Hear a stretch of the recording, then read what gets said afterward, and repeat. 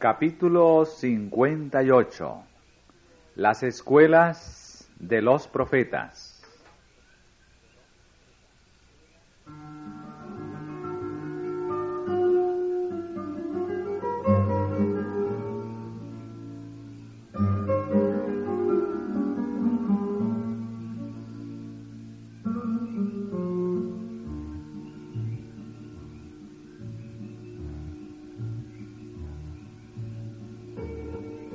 El Señor mismo dirigía la educación de Israel. Sus cuidados no se limitaban solamente a los intereses religiosos de ese pueblo.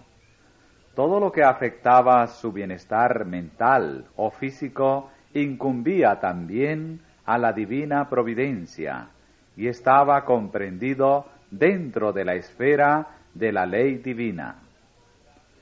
Dios había ordenado a los hebreos que enseñaran a sus hijos lo que Él requería y que les hicieran saber cómo había obrado con sus padres. Este era uno de los deberes especiales de todo padre de familia y no debía ser delegado a otra persona.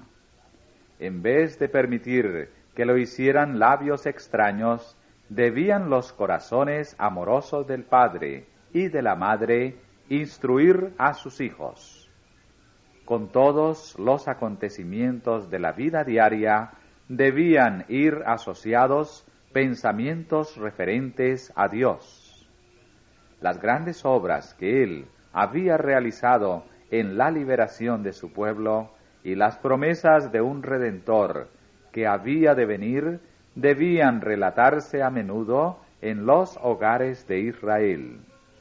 Y el uso de figuras y símbolos grababa las lecciones más indeleblemente en la memoria. Las grandes verdades de la providencia de Dios y la vida futura se inculcaban en la mente de los jóvenes. Se la educaba para que pudiera discernir a Dios tanto en las escenas de la naturaleza como en las palabras de la revelación. Las estrellas del cielo, los árboles y las flores del campo, las elevadas montañas, los riachuelos murmuradores, todas estas cosas hablaban del Creador. El servicio solemne de sacrificio y culto en el santuario y las palabras pronunciadas por los profetas eran una revelación de Dios. Tal fue la educación de Moisés en la humilde choza de Gosén, de Samuel por la fiel Ana, de David en la morada montañesa de Belén, de Daniel antes de que el cautiverio le separara del hogar de sus padres. Tal fue también la educación del niño Jesús en Nazaret, y la que recibió el niño Timoteo, quien aprendió de labios de su abuela Loida y de su madre Eunice las verdades eternas de las sagradas Escrituras.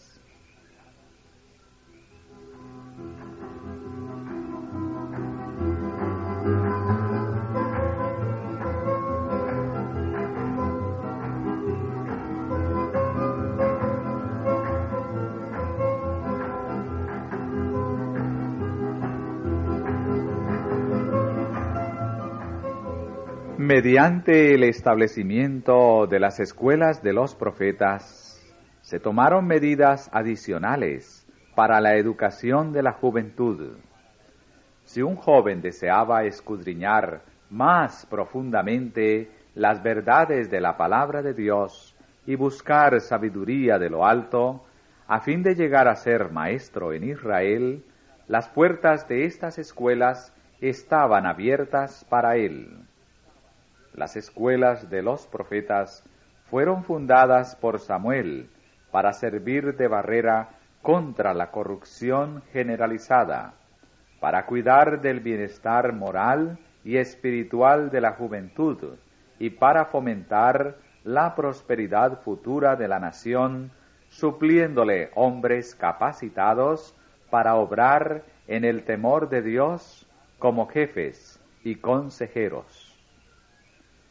Con el fin de lograr este objeto, Samuel reunió compañías de jóvenes piadosos, inteligentes y estudiosos.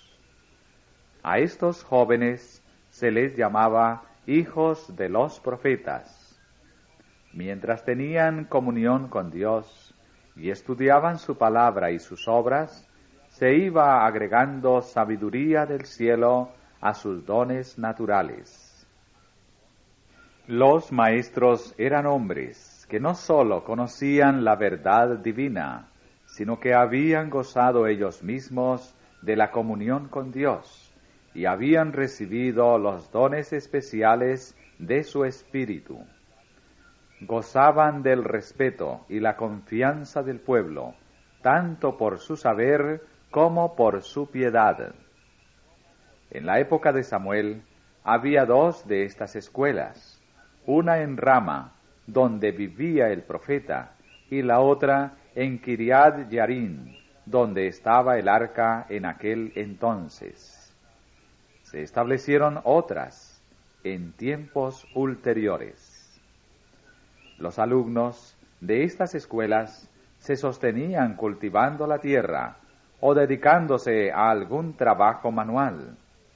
En Israel, esto no era considerado extraño ni degradante. Más bien, se consideraba un crimen permitir que los niños crecieran sin que se les enseñara algún trabajo útil. Por orden divina, a todo niño se le enseñaba un oficio, aun en el caso de tener que ser educado para el servicio sagrado. Muchos de los maestros religiosos se sostenían por el trabajo de sus manos. Aún en el tiempo de los apóstoles, Pablo y Aquila no veían menoscabado su honor porque se ganaban la vida ejerciendo su oficio de tejedores de tiendas.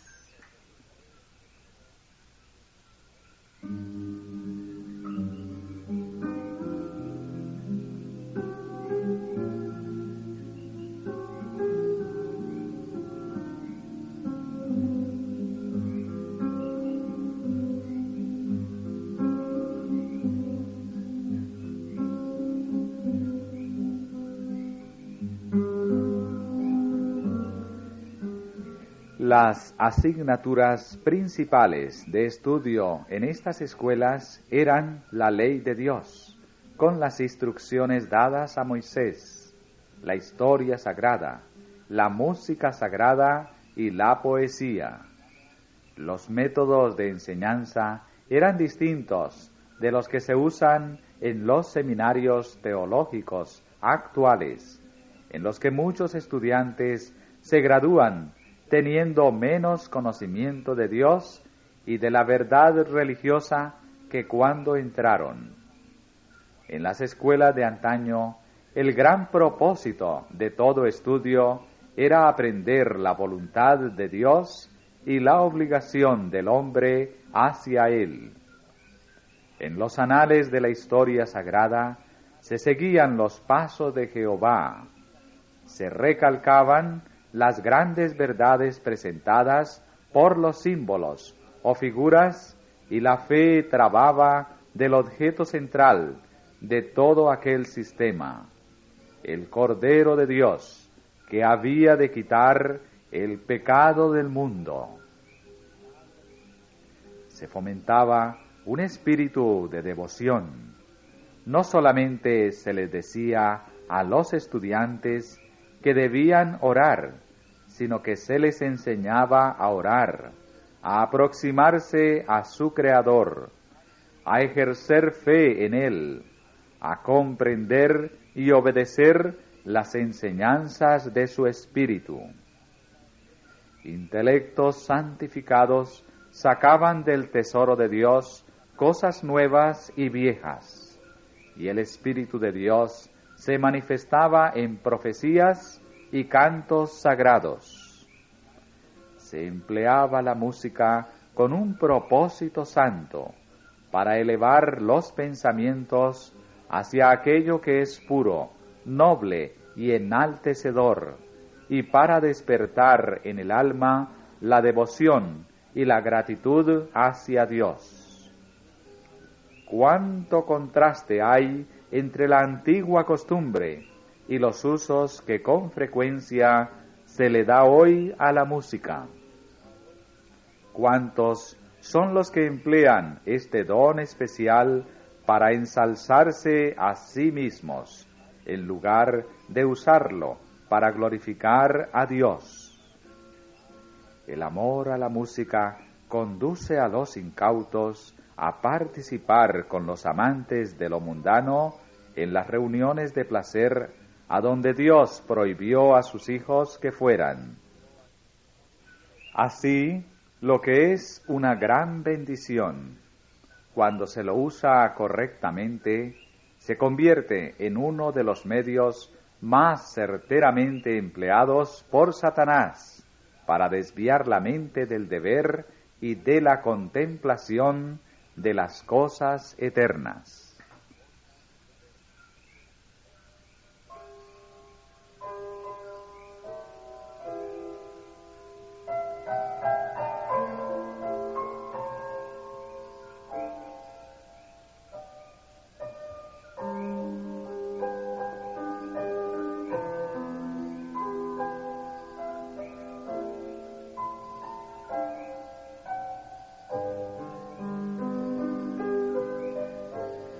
La música forma parte del culto tributado a Dios en los atrios celestiales, y en nuestros cánticos de alabanza debiéramos procurar aproximarnos tanto como sea posible a la armonía de los coros celestiales. La educación apropiada de la voz es un rasgo importante en la preparación general y no debe descuidarse. El canto, como parte del servicio religioso, es tanto un acto de culto como lo es la oración. El corazón debe sentir el espíritu del canto para darle expresión correcta. Cuánta diferencia media entre aquellas escuelas donde enseñaban los profetas de Dios y nuestras instituciones modernas de saber. Cuán pocas escuelas pueden encontrarse que no se rijan por las máximas y costumbres del mundo. Hay una falta deplorable de gobierno y disciplina. Es alarmante la ignorancia que existe acerca de la palabra de Dios entre los que se hacen llamar cristianos. Las conversaciones triviales y el mero sentimentalismo pasan por enseñanza en el campo de la moral y de la religión. La justicia y la misericordia de Dios, la belleza de la santidad y la recompensa segura por el bien hacer, el carácter odioso del pecado y la certidumbre de sus terribles consecuencias no se recalcan en la mente de los jóvenes. Las amistades perversas están instruyendo a la juventud en los caminos del crimen, de la disipación y del libertinaje. ¿No podrían los educadores actuales aprender de las antiguas escuelas hebreas algunas lecciones provechosas?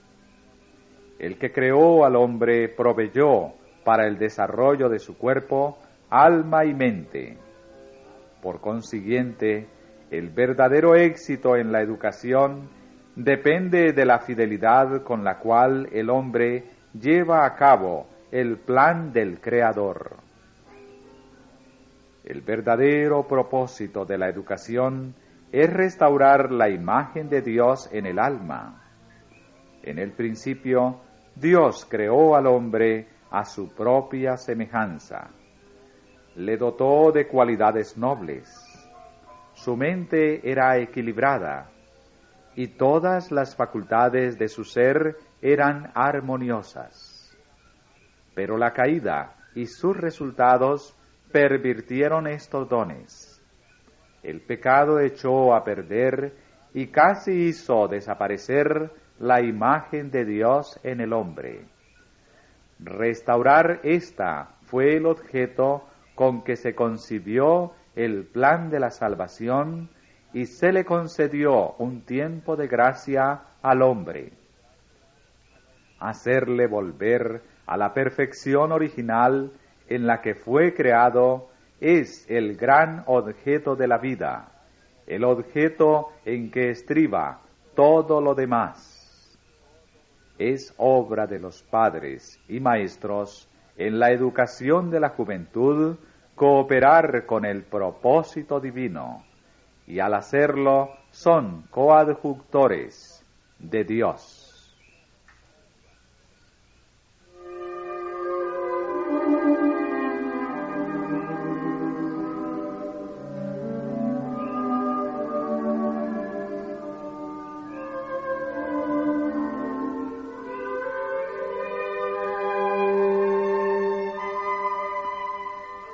Todas las distintas capacidades que el hombre posee, de la mente, del alma y del cuerpo, le fueron dadas por Dios para que las dedique a alcanzar el más alto grado de excelencia posible. Pero esta cultura no puede ser egoísta ni exclusiva, porque el carácter de Dios, cuya semejanza hemos de recibir, es benevolencia y amor. Toda facultad y todo atributo con que el Creador nos haya dotado deben emplearse para su gloria y para el ennoblecimiento de nuestros semejantes. Y en este empleo se halla la ocupación más pura, más noble y más feliz. Si se concediera a este principio la atención que merece por su importancia, se efectuaría un cambio radical en algunos de los métodos corrientes de enseñanza. En vez de despertar el orgullo, la ambición egoísta y un espíritu de rivalidad, los maestros procurarían evocar un sentimiento de amor a la bondad, a la verdad y a la belleza. Harían desear lo excelente. El alumno se esforzaría por desarrollar en sí mismo los dones de Dios, no para superar a los demás, sino para cumplir el propósito del Creador y recibir su semejanza. En vez de ser encauzado hacia las meras normas terrestres o movido por el deseo de exaltación propia que de por sí empequeñece y rebaja, el espíritu sería dirigido hacia el Creador para conocerle y llegar a serle semejante.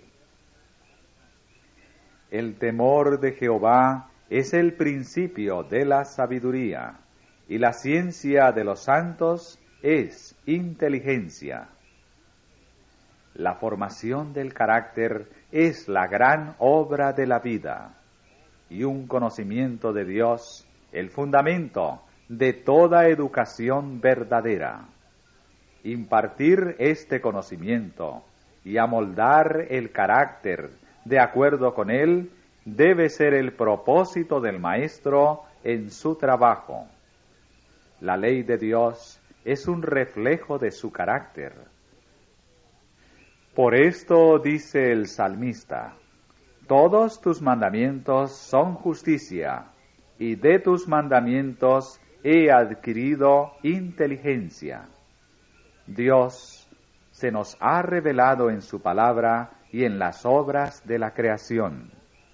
Por el libro de la inspiración y el de la naturaleza hemos de obtener un conocimiento de Dios. Una ley del intelecto humano hace que se adapte gradualmente a las materias en las cuales se le enseña a espaciarse. Si se dedica solamente a asuntos triviales, se atrofia y se debilita. Si no se le exige que considere problemas difíciles, pierde con el tiempo su capacidad de crecer. Como instrumento educador, la Biblia no tiene rival. En la palabra de Dios, la mente halla temas para la meditación más profunda y las aspiraciones más sublimes. La Biblia es la historia más instructiva que posean los hombres. Proviene directamente de la fuente de verdad eterna, y una mano divina ha conservado su integridad y pureza a través de los siglos. Ilumina el lejano pasado más remoto, donde las investigaciones humanas procuran en vano penetrar.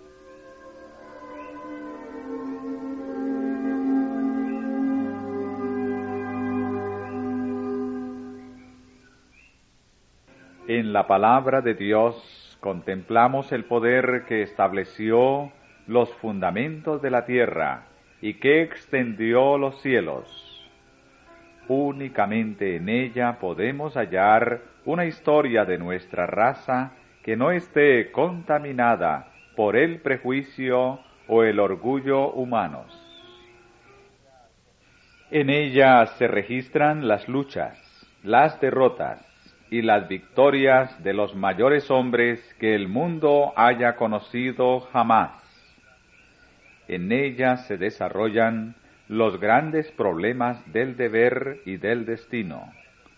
Se levanta la cortina que separa el mundo visible del mundo invisible, y presenciamos el conflicto de las fuerzas encontradas del bien y del mal, desde la primera entrada del pecado hasta el triunfo final de la rectitud y de la verdad.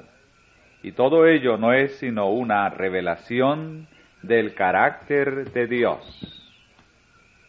En la contemplación reverente de las verdades presentadas en su palabra, la mente del estudiante entra en comunión con la mente infinita.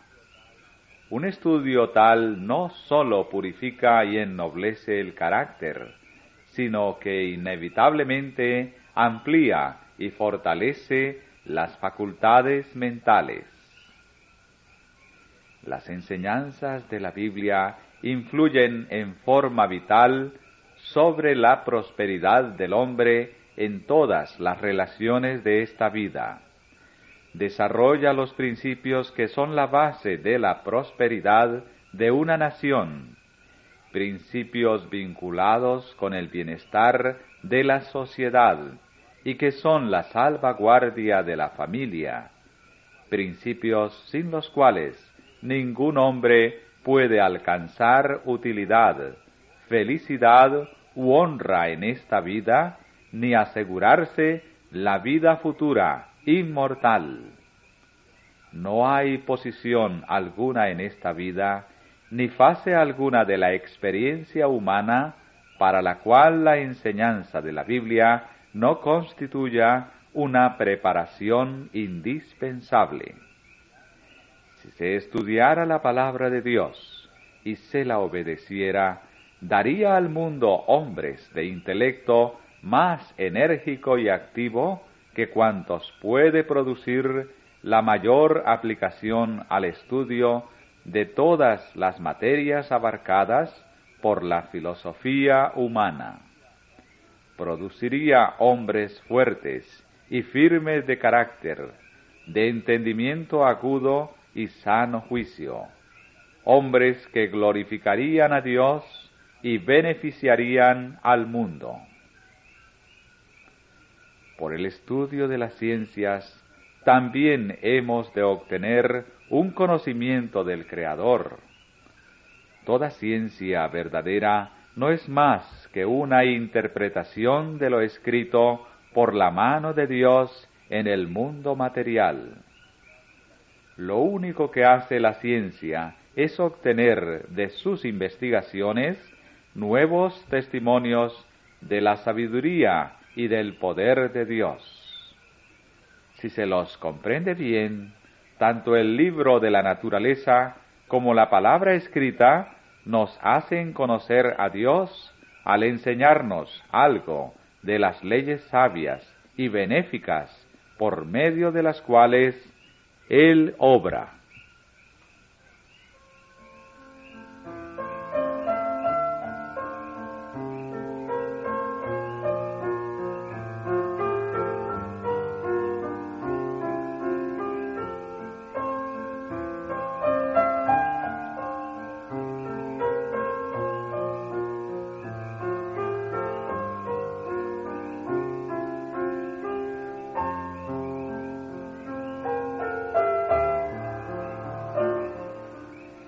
Se debe inducir al estudiante a ver a Dios en todas las obras de la creación. Los maestros deben imitar el ejemplo del gran maestro, quien de las escenas familiares de la naturaleza sacaba ilustraciones que simplificaban sus enseñanzas y las grababan más profundamente en los corazones de sus oyentes. Los pájaros que gorjeaban en las ramas frondosas, las flores del valle, los soberbios árboles, las tierras fructíferas, el cereal que germinaba, el suelo árido, el sol poniente que doraba los cielos con sus rayos, todo servía como medio de enseñanza.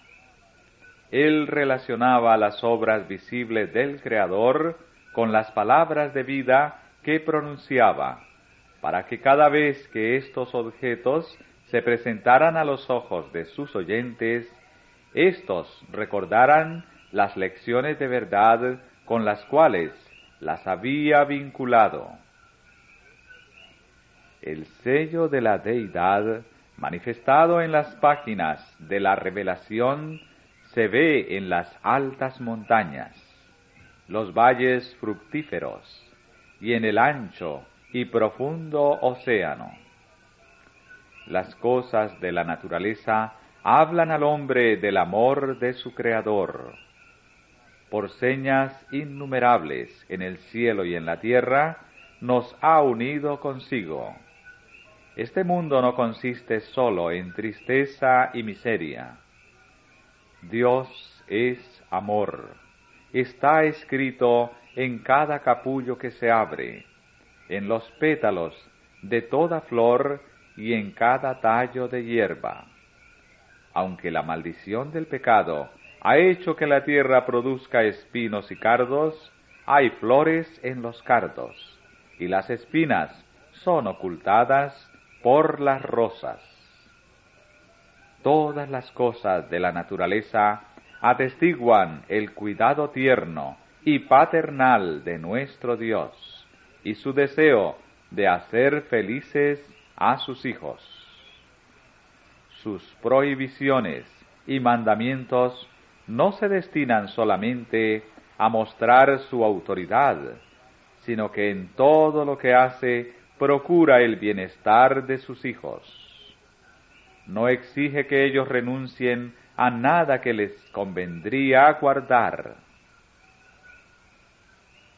La opinión prevaleciente en algunas clases de la sociedad de que la religión no favorece el logro de la salud o de la felicidad en esta vida es uno de los errores más perniciosos.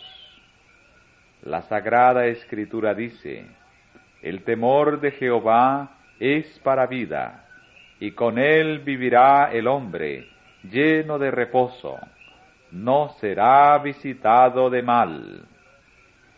¿Quién es el hombre que desea vida, que codicia días para ver bien?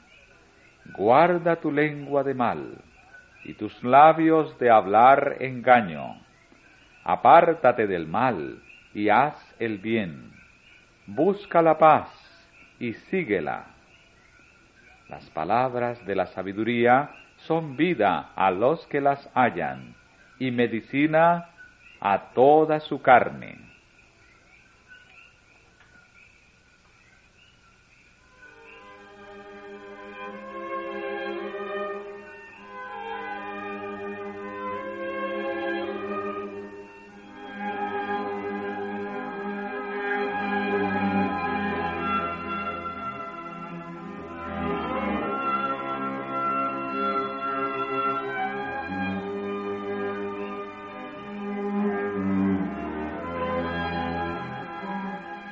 La verdadera religión pone al hombre en armonía con las leyes de Dios, físicas, mentales y morales. Enseña el dominio de sí mismo, la serenidad y la templanza. La religión ennoblece el intelecto, purifica el gusto y santifica el juicio. Hace al alma participante de la pureza del cielo. La fe en el amor de Dios y en su providencia soberana alivia las cargas de ansiedad y cuidado. Llena de regocijo y de contento el corazón de los encumbrados y los humildes. La religión tiende directamente a fomentar la salud, alargar la vida y realzar nuestro goce de todas sus bendiciones. Abre al alma una fuente inagotable de felicidad. Ojalá que todos aquellos que no han escogido a Cristo se dieran cuenta de que Él tiene algo que ofrecerles, que es mucho mejor de lo que ellos buscan. El hombre hace a su propia alma el mayor daño e injusticia cuando piensa y obra en forma contraria a la voluntad de Dios. No se puede hallar gozo verdadero en la senda prohibida por aquel que sabe en qué consiste lo mejor y procura el bien de sus criaturas. El sendero de la transgresión lleva a la miseria y a la perdición, pero los caminos de la sabiduría son caminos deleitosos, y todas sus veredas paz. Se puede estudiar con provecho tanto el adiestramiento físico como la disciplina religiosa que se practicaban en las escuelas de los hebreos. El valor de esta educación no se aprecia debidamente. Hay una estrecha relación entre la mente y el cuerpo, y para alcanzar un alto nivel de dotes morales e intelectuales, debemos acatar las leyes que gobiernan nuestro ser físico.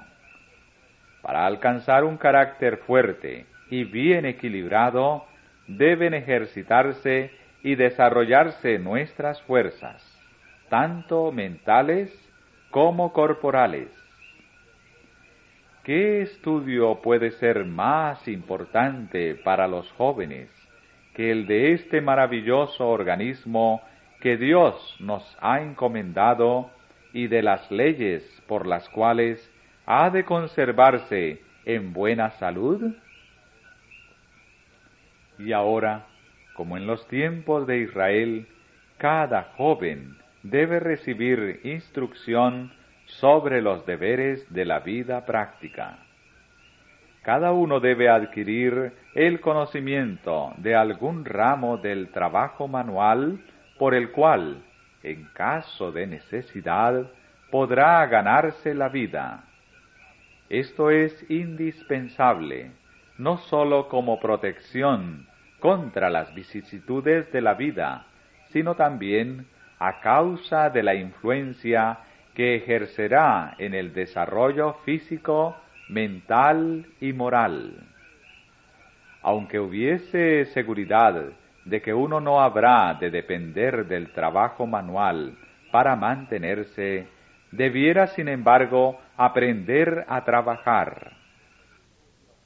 Sin ejercicio físico, nadie puede tener una constitución sana ni una salud vigorosa, y la disciplina del trabajo bien regulado no es menos esencial para desarrollar una inteligencia fuerte y activa y un carácter noble.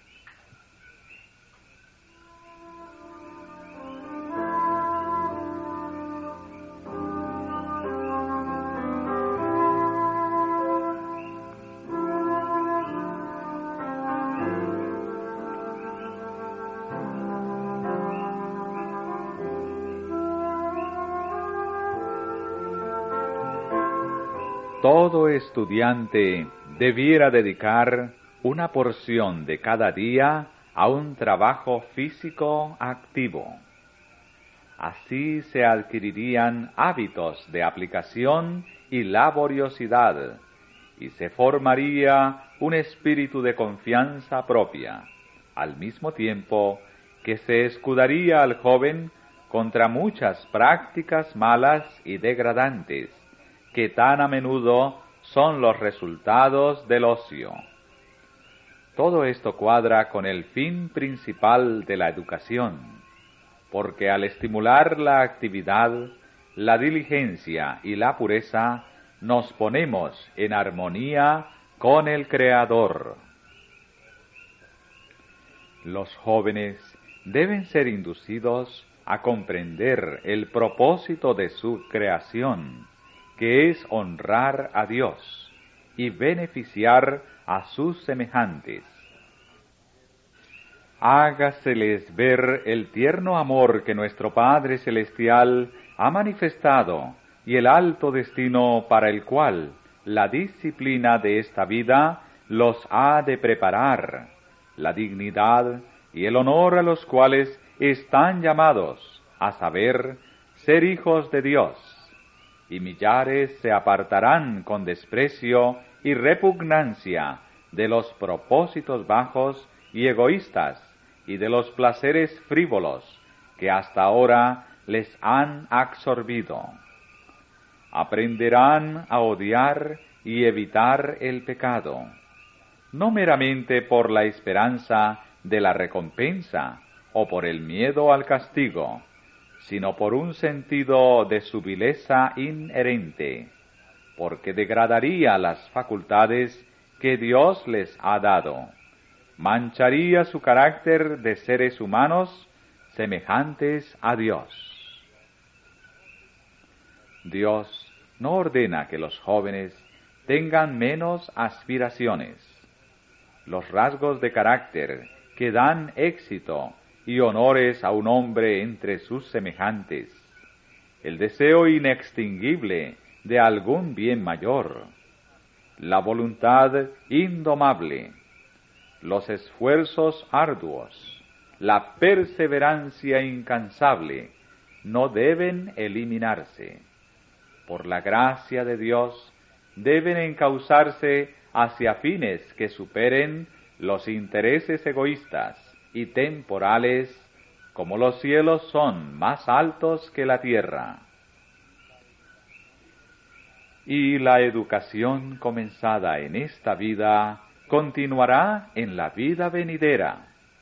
Un día tras otro revelarán a la mente con nueva belleza las maravillosas obras de Dios, las evidencias de su sabiduría y poder al crear y sostener el universo, así como el misterio infinito del amor y de la sabiduría en el plan de la redención. Cosas que ojo no vio, ni oreja oyó, ni han subido en corazón de hombre, son las que Dios ha preparado para aquellos que le aman. Hasta en esta vida podemos entrever su presencia y gozar de la comunión con el cielo, pero la plenitud de su gozo y de su bendición se ha de alcanzar en el más allá.